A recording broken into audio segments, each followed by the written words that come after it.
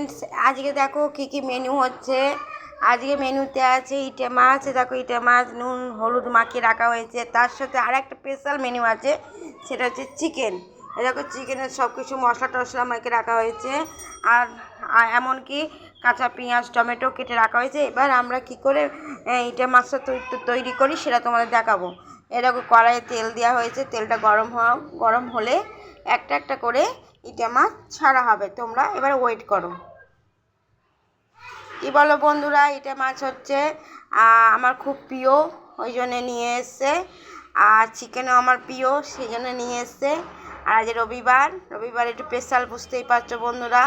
রবিবার মানেই স্পেশাল প্রত্যেক জনের বাড়িতে। বন্ধুরা তোমাদের বাড়িতেও।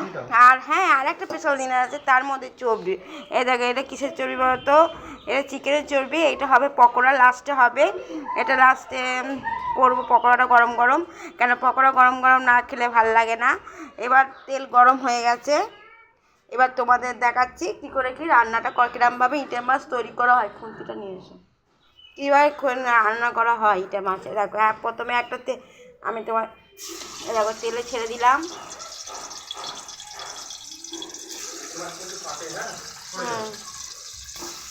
এই দেখো মাছ দেওয়া হলো। কি হচ্ছে তোমরা এবার দেখো। তোমাদের পুরো রান্নাটা আজকে আমি দেখাবো।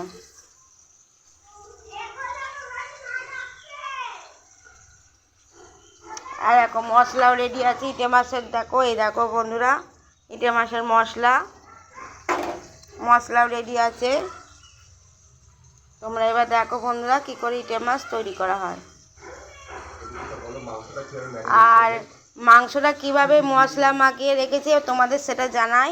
এই দেখো এতে ফার্স্টে দিয়েছি সর্ষের তেল, ফার্স্টে দিয়েছি টক দই, তারপর দিয়েছি বাটার, তারপর দিয়েছি সর্ষের তেল, তারপর দিয়েছি জিরে আদা রসুন পেঁয়াজ কাঁচা লঙ্কা মিট মশলা যা যা লাগে ভালো করে ম্যারিনেট করে রাখা হয়েছে। এবার রান্নাটা কমপ্লিট করা হবে। কীভাবে রান্না করা হয় সেটা দেখো।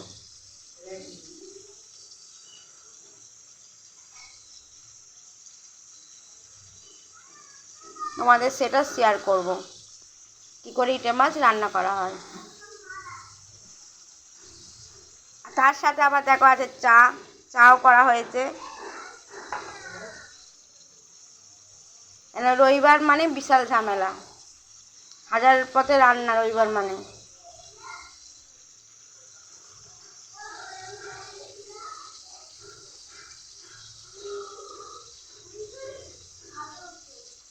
কী বলো বন্ধুরা, রবিবার মানে বিশাল। আসলে আমার যেখানে দিদি বাড়ি, আমার দিদিও জামাইবাবু যেদিন বাড়ি থাকতো, আমার জামাইবাবু 5-6 রকমের মাছ নিয়ে আসে বাড়িতে। রবিবার মানেই বিশাল ব্যাপার।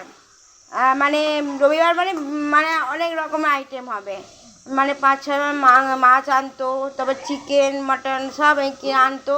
ওই যে যেটা খেতে ভালোবাসে। আমার বোনঝি চিকেন খেতে খুব ভালোবাসে, বোনঝির জন্য চিকেন। আমার দিদি মাছ খেতে ভালোবাসে, আমার জামাইবাবু খুব মাছ খেতে ভালোবাসে, তাই ওদের জন্য মাছ। আর আমার দিদির রবিবার মানে, আমার দিদির বাড়িতে অনেক মেম্বার। আমার দিদি বাড়িতে যা মেম্বার আছে, আমার দিদি রান্না বান্না করতে খুব ভালোবাসে। আসলে অ্যাকচুয়ালি কী বলতো, আমার দিদি কিন্তু ঘটি। আর আমার দিদি যাকে বিয়ে করে সে যে বাঙাল। আমার দিদি বাঙাল বাড়িতে বিয়ে করে আমার দিদি নানা রকম আইটেম রান্না করতে পারে। আমি দিদির মতন হতে পারবো না, কেননা যত ওর দিদি আর আমি বোন, অনেক ডিফারেন্স আছে। আমার মাও খুব সুন্দর রান্না করতো। আমার মায়ের রান্না খেলে মানে মনেই হতো না রান্না মানে কিছু খাচ্ছি, এত সুন্দর রান্না করতো। কোনোদিন ওই রান্না আজও পর্যন্ত আমি খেলাম না। আর আমার মা বেঁচে নেই, আমার মারা গেছে। আজ 22 বছর হয়ে গেল আমার মা মারা গেছে। তা বন্ধুরা, মায়ের সেও মমতা দিয়ে যে রান্নাটা করে অন্যজনা সেটা করতে পারে না। আর দ্বিতীয় যেটা করতে পারে সেটা হচ্ছে দিদি কিন্তু আমার নিজের দিদি না, আমার মাসিতো দিদি। তা আমার নিজে বলতে গেলে আমরা 3 বোন বন্ধুরা, 3 বোনের মধ্যে আমি বড়। আর আমি রান্না বান্না শিখেছি এখানে এসে। মানে আমার যার কাছে শিখেছি সে হচ্ছে আমার শাশুড়ি মা। উনি আমাকে রান্না বান্না শিখিয়েছেন কী করে কী করতে হয় রান্না বান্না। ওনার রান্নার ইয়েতে আজকে আমি মোটামুটি রান্না ভালোই শিখে গেছি। আর দ্বিতীয় কথা বন্ধুরা, মানুষের তো শেখার কোনো বয়স লাগে না, শেখার কোনো টাইম লাগে না। অনেকে শিখতে দেরি হয়, অনেকে শিখতে টাইমও লাগে। এবার বন্ধুরা দেখো ইটে মাছ তেলে দেওয়া হয়েছে, কিরম ফাটছে দেখো, দেখো একবার।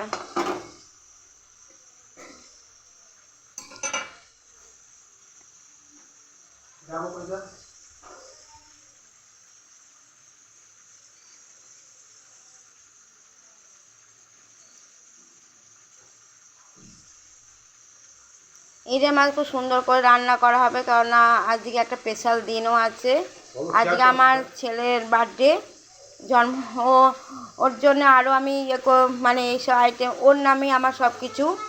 আমি মন্দিরে তো পুজোতে পারবো না, কেন কাল ওষুধ আছে, ওই জন্য ভগবানকে ডাকছি আমার ছেলে যেখানে থাকুক ভালো থাকুক, ঠিক আছে।